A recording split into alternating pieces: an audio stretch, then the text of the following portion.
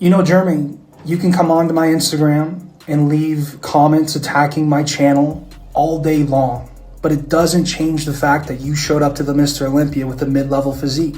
What's up, Men's Physique fans? Welcome back to another video. We have an exciting week ahead of us in the Men's Physique division. Ifbb Pro Dan is just a few days out from stepping on stage at the Tri-City Classic. Is the hype real? Does he fit the Men's Physique division? And will he qualify for the 2024 Mr. Olympia? And surprise, Edvan Palmeira is in peak week for the Northeast Championships in Brazil. And he is bringing a significantly downsized package to the stage. But will it be enough? And also, will he fit his new weight cap requirements? And Hart and Jeremy Buendia have beef? We have a lot to discuss. Let's sit back, relax, and enjoy this video. Grapevine, but I ain't hearing nothing great.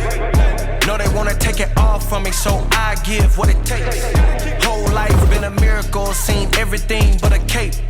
Why would I stop now? Found everything on a journey, but another way.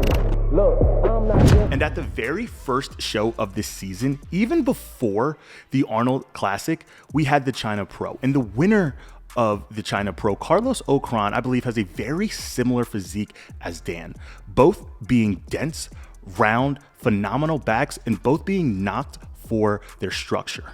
But when I compare these physiques next to each other, my question is, who looks more men's physique? And you ask me, I believe Dan does. And the main reason for that is height. Even though Dan might not have the smallest waist, I believe with that height and as wide as his lats are, it forces a taper. Now, if Carlos can win a show in China, typically going against people who have small waists, extremely conditioned, what's to say that Dan can't do the same? And with that, we had just gotten the updated list for the Tri-City Classic show. And guys, as a fan of this sport, as a fan of this division, I truthfully couldn't be more disappointed. So here are the 9 total people on this list. And if you really take a look at it, as somebody who is a fan of this sport and somebody who knows a lot of people personally in this industry, and this is no knock to anybody competing at this show. I believe this sport is an any given Saturday sport and anybody can win on any given day. But I truthfully do not see anybody on this list outside of Travis Yao, who was our 5th place finisher at the Charlotte Pro, and Clarence McSpadden, who was our 3rd place finisher at the Charlotte Pro. And my biggest question was, where is Dustin Alvarez? He just placed 2nd at the Charlotte Pro. He was somebody who I believe could stand next to Dan and expose Dan for things that he didn't have compared to what he did have. And come to find out, just like a lot of other people, he missed his deadline. Recently, the Ifbb just implemented a rule that if you do not submit your contract for the show by Monday of peak week, by 3 p.m. EST, you will not be able to compete. And come to find out, majority of people who were planning to compete at this show missed that deadline. Now, you're gonna hear it. People are scared to compete against Dan. They don't want to get embarrassed by a rookie. But I think the reality is this was a truthful, honest mistake. And honestly, one that a professional shouldn't make, in my personal opinion. Now, we all make mistakes. I even made mistakes where I was very close to a deadline, or I done something stupid after a show that almost, hindered my ability to step on stage at a future week's show. And again, nobody's perfect. But as a fan of this sport, it really does suck to see competition just not being had at the top level. So now, when we look at this list, who do we think has the best chance to go against Dan? I think it's a very simple answer. It's going to be a 2-man show. It's simply going to be Dan versus Clarence McSpadden.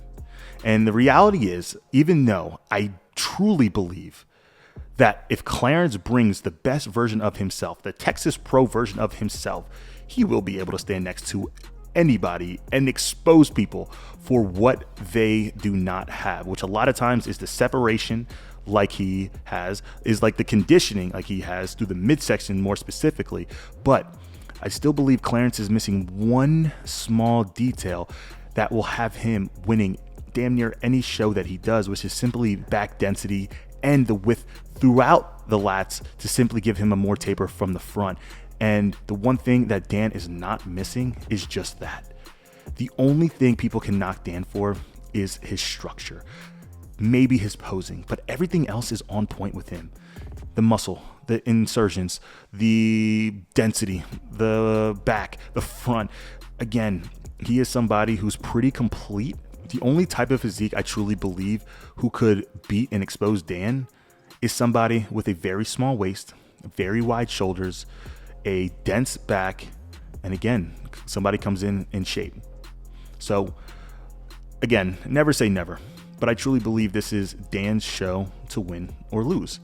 And I think Clarence is the master assassin that if you are off a little bit, he is the type of physique that will creep up and steal that Olympia qualification from you. So who do you guys think has this show? Is it going to be the veteran Clarence, somebody who's been proven, who stood on stage next to some of the best in the world?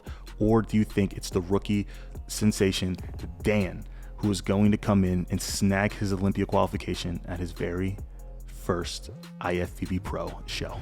So the other day, I'm scrolling on Instagram and I come across a video of Edvan Palmeira, and I can't help but notice he looks significantly more downsized than I ever have seen him in the past. Now, for those of you who aren't up to date, I personally have felt the wrath of Edvan Palmeira after last year competing at the Mexico Pro Show, where he beat me, as well as Sasquatch, where he beat me again. And again, he is somebody who I have been a fan of in terms of physique for a very long time. But if you take a look at his physique back in 2022, where he placed 5th at the Mr. Olympia, and then 2023, where I believe he placed 11th, it's safe to say he got significantly bigger, but did not get significantly better. Now, Edvon has always been known for his conditioning and hardness, but when he got that big, he ended up sacrificing his shape. So when I'm scrolling on Instagram and I see this downsized version of him, two things come to mind. One, is he trying to streamline his physique back after the weight cap? And two, is he going to hit his weight cap? For those of you who are unaware, Edvan Palmeira stepped on the scale at the Sasquatch Warrior and weighed 222 pounds. And keep in mind, he is about 5'9", 5'10". I'm 6'2". When I stepped on that same scale, I weighed 217 pounds just before the show. The height difference and then the weight difference is insane. He literally weighed more than me at 5'9" than I did at 6'2". So that one was a reality check for me that I need to grow. And then two, it made me realize that there was no way once this new weight cap requirement got added that he was going to be able to fit the division anymore. So I thought Edvon was going to take some time off, a year, maybe two, to simply downsize his look. But to my surprise, when I'm scrolling, I see that he's already been doing that. So what is it? Is it less PEDs? Is it less training? Is it a combination of everything? I don't know. But one thing I will say is he looks good. And I'm really excited to see what he brings to his home country of Brazil. He has always been somebody who I have been a massive fan of. But it doesn't change the fact that I got to get my get back eventually. This channel is all about spreading positivity and uplifting the men's physique division. So when I am scrolling on Instagram and I see one of the most influential names of all time in men's physique, and arguably one of the most influential current names in men's physique based off of the eyeballs and the education that he spreads to those who are younger and up and coming and fans of this sport, go head to head, it's something that I wish I didn't see, and I wish that wasn't happening. You know, Jeremy, you can come onto my Instagram and leave comments attacking my channel all day long, but it doesn't change the fact that you showed up to the Mr. Olympia with a mid-level physique. And it doesn't change my argument that I think the entire men's physique community would appreciate seeing a top-level Jeremy Buendia before the Mr. Olympia. And I'm rooting for you, brother. So I think your response was a very emotional, fragile response. And it kind of makes me think, what would Ryan Terry do? How would Sadiq react to that post that I did? Probably a lot better than you. I know what you're trying to do, bro. You're just trying to get views, trying to get me to engage. You can pick up the phone and fucking call me if you have something to say, bro. Like, I know you're just trying to bait me in to get me to engage with you on social media so you can get some more views. I'm not playing that game. I've been in this game for a long time, dude. And the fact that you think you have something to do with my comeback and building hype up behind me, that's why I'm saying get off your high horse, bro. I've been doing this a long time before you were even around. You're probably still in elementary school when I started this shit, bro. Now, let's be clear. I think both of these guys have a point and a foot to stand on from their perspectives, but I also think that due to the entertainment aspect of social media and YouTube, some things can be taken out of context. Now, do I think Jeremy Buendia had the right to get upset? Absolutely. There is no question about that. But do I think that he should have taken it public by making a post or a comment public? Not necessarily. But who am I to judge? At the end of the day, their personality will shine through the way that they want to present their personality. But I know Jeremy Buendia personally. I have been at his house. I have sat down and spoken to him, and I've got an opportunity to see the new and improved Jeremy Buendia, because the old Jeremy Buendia, I think he would even agree that that wasn't the best version of himself. But this version of him is somebody I think is extremely passionate, somebody who is driven, and somebody who just simply wants respect on his name. And from all the shit that he has been through and all of what he has done for the division, I get it. But again, there is an entertainment aspect of things. And as an athlete who has also been in situations where I didn't love what was necessarily being said about me online or a narrative that was being created, I had to realize they were doing it for clicks and they were doing it for likes. But it doesn't mean that that person literally does not like me. So half the time when I have a conversation with them behind closed doors, it gets fixed. And with that, I wish this happened behind closed doors. Now, I'm bringing this up for one reason and one reason only. Because I know both of these guys and have spoken to these guys on a personal level, I know for a fact that their intentions are good. So hopefully they see this and they also both understand that this sport needs more people like both of these individuals, both of them.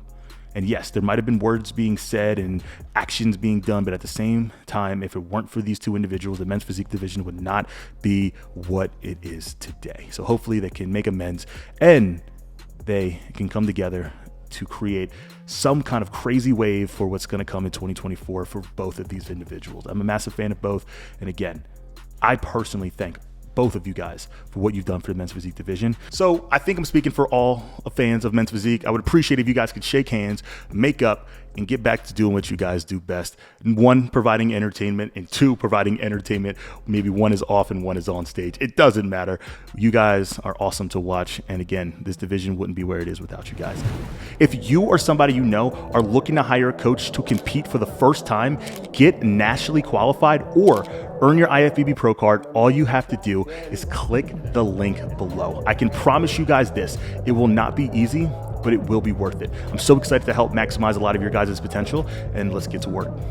And I want to thank you guys so much for the support that you guys have shown on the Ghost cereal launch. If you had not had an opportunity to pick yours up, I highly recommend it now. It is going fast. There's a very limited amount, so make sure you go get yours now. But I wanted to show you guys my two all-time favorite products that I've been using ever since I joined the Ghost team. We have NO2 Natty Pump. This has hands down been probably my most used and abused product, simply due to the fact that when I'm in prep, food is low. I love to throw an NO2 product in to help feel full, round, and bubbly while I'm training. And if we have Ghost Legend pre-workout cherry limeade flavor, and trust me when I say, you guys cannot go wrong with this flavor. If you guys are a fan of Sonic cherry limeade, you will be head over heels for this. And if you guys are somebody who's in prep, they don't get a lot of flavor in the foods that they eat, this is going to be one hell of a combo for you guys. Who is going to qualify for the 2024 Olympia? Will it be Dan? Will it be Clarence?